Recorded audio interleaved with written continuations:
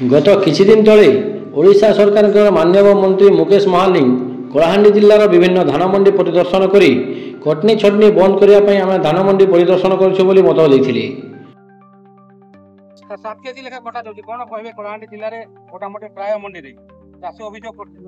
आपण देखंतु ये अभियोग तो हाँ आम निरीक्षण करने केमिति कटनी छटनी न हब से आम तो आसचु।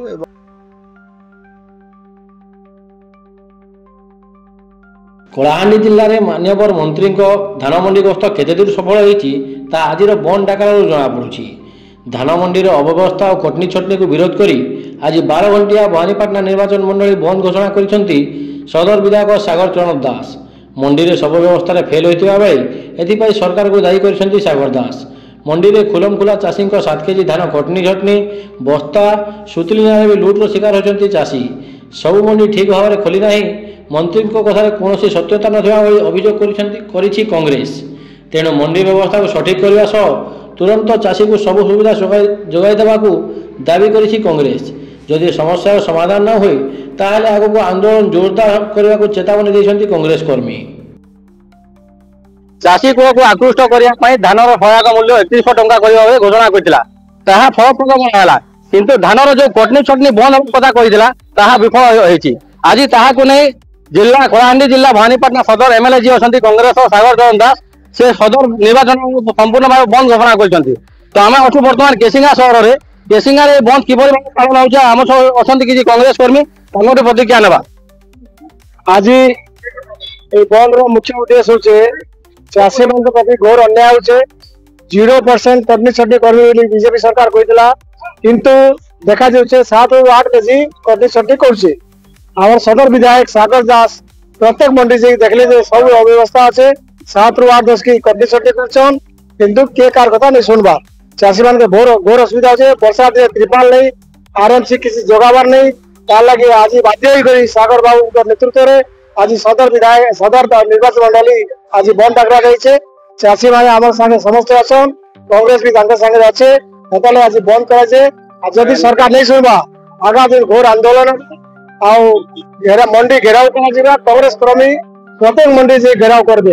केवल भवानीपाटना सदर कहीं डिस्ट्रिक्ट अच्छी सारा राज्य जेहेतु आमर कांग्रेस गोटे मात्र सदर विधायक अच्छा भवानीपाटना डिस्ट्रिक्ट से नेतृत्व करा बाकी बीजेपी बीजेडी कथा आम जेहेतु कांग्रेस विधायक साधारण सिटीजन कांग्रेस अच्छा जुआर नेता यंग नेता चाषी मान दरद अच्छे से मोर हिसाब से 15 दिन प्रत्येक मंडी बुलून हाँ निश्चय ना धर्मु अफिसर मान धर्मु मिलर्स मान धर्मु कटनी छटनी पटे नहीं करदू। तो आप शुणुले जहाँ की कटनी छटनी होते बर्तमान भवानीपाटना ठार आरंभ होती कारण होती कलाहांडी जिले में गोटे मात्र कांग्रेस नेता अच्छा सागर चरण दास जी की एमएलए अच्छा से भवानीपाटना आरंभ होती। जदि सरकार एक कथा न शुणती आंदोलन को तीव्र प्रतिक्रिया देते कांग्रेस कर्मी।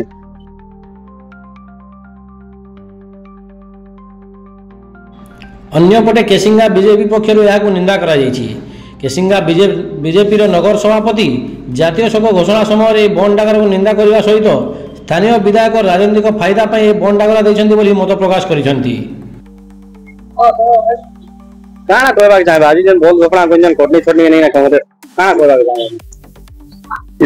कटनी छटनी के नहीं नहीं से व्यक्तिगत राजनीतिक फायदा नवा लगी आमर विधायक कांग्रेस आज बंद डाकरा दीछन। जदि एमती किसी असुविधा था तो सारा ओडिशा रे था पूरा जिले में था कौन असुविधा खाली भवानीपाटना निर्वाचन मंडली अच्छी आम ठीक भाव जाचु लोक हैरान करी केवल व्यक्तिगत फायदा व्यक्तिगत राजनीतिक फायदा ये आंदोलन डाकरा दि जाइए।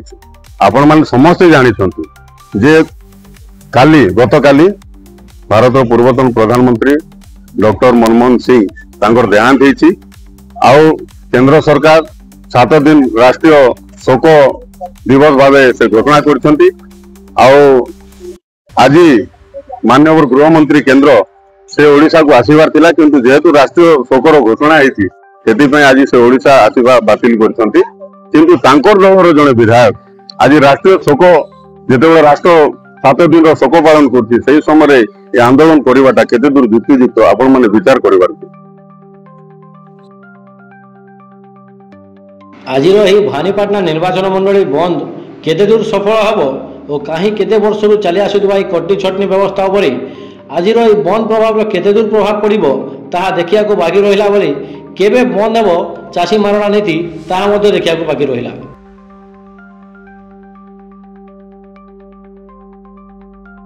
କଳାହାଣ୍ଡି କେସିଙ୍ଗାରୁ ସହଯୋଗୀ ଅନିଲ କୁମାରଙ୍କ ସହ ସଂଗ୍ରାମ କେଫରିଦେଓଙ୍କ ରିପୋର୍ଟ ସତ୍ୟର ସ୍ୱର।